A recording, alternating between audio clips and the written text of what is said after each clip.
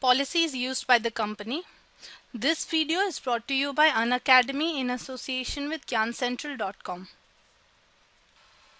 In the previous video, we had discussed a variety of incidents that took place in the mid-18th century.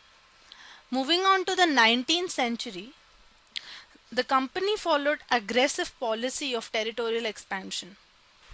Under Lord Hastings, who was the Governor General from 1813 to 1823, a new policy of paramountcy was initiated. Don't confuse Lord Hastings with Sir Warren Hastings, who was the first Governor General. The company claimed that its authority was paramount or supreme, and hence its power was greater than that of the Indian states. In order to protect its interests, it was justified in annexing or threatening to annex any of the Indian kingdoms. This policy obviously did not go unchallenged. When the British tried to annex the small state of Kittur, which is the present-day Karnataka, Rani Channamma took to arms and led an anti-British resistance movement. She was arrested in 1824 and also died in prison in the year 1829. But Rayana, a poor chowkidar in the same locality, carried on this resistance to the next level. He destroyed many British camps and he was caught and hanged by the British by 1830. So in the late 1830s, the East India Company became worried about Russia, that it might expand across Asia and enter India from the northwest. To secure their control over the northwest, the British fought a prolonged war with Afghanistan between 1838 and 1842 and established an indirect company rule there. Sindh was later on taken over in the year 1843. Next in line was Punjab. Punjab had a very powerful ruler called Raja Ranjit Singh. The British were held back by him, and only after his death could the British dare to enter Punjab. After his death in 1839, two prolonged wars were fought with the Sikh kingdom. Ultimately, in 1849, Punjab was annexed. Raja Lal Singh here led the Sikhs against the British in the Anglo-Sikh wars they fought. The final wave of annexations occurred under Lord Dalhousie, who was the Governor General from 1848 to 1856. He devised a policy which came to be known as the Doctrine of Lapse. The doctrine declared that if an Indian ruler died without a male heir, his kingdom would be lapsed and would become a part of the company's territory. One kingdom after another was annexed simply by applying this doctrine. Within 8 years, Satara, Sambalpur, Udaipur, Nagpur, Jhansi and finally Awadh in 1856 was annexed. The British went on to giving the reason for annexing Awadh that they were obliged by duty to take over Awadh in order to free the people from misgovernment of the Nawab.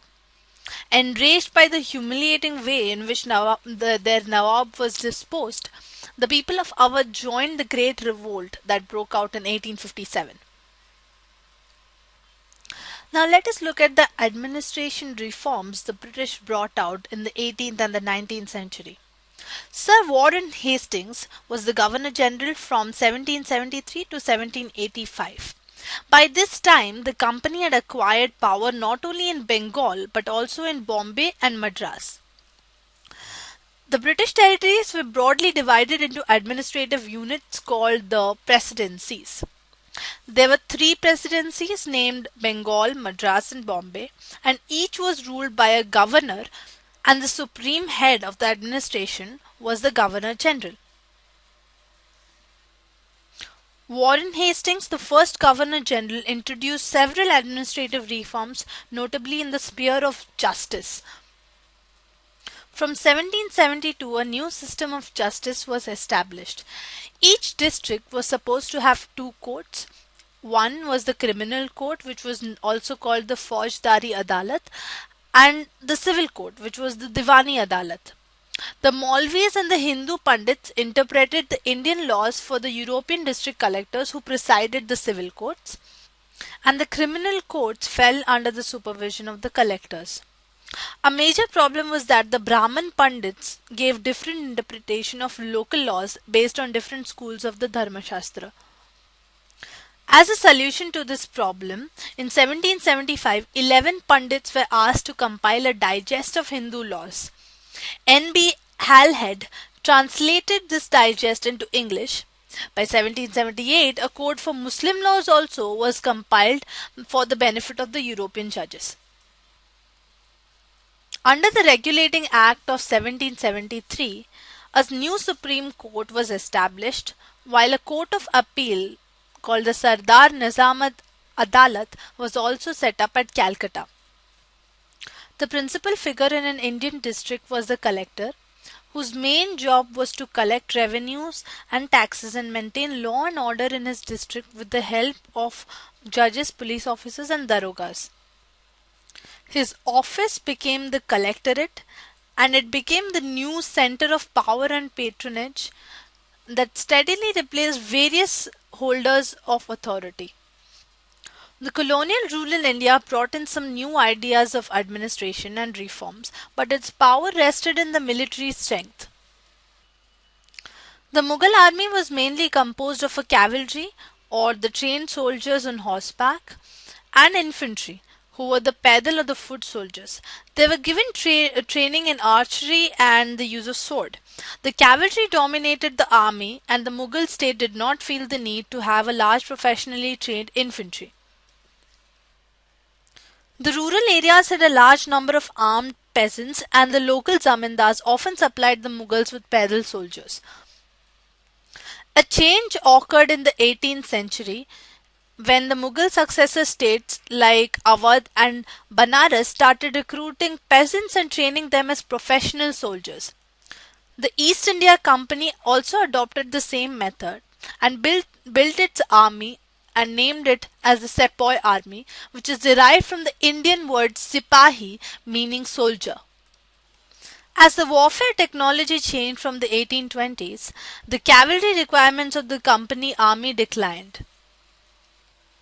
This was because the British Empire was fighting in Burma, Afghanistan, Egypt, and the soldiers were armed with muskets and matchlocks. The soldiers of the company army had to keep pace with the changing military requirements, and its infantry regiments now became more important. In the early 19th century, the British began to develop a uniform military culture.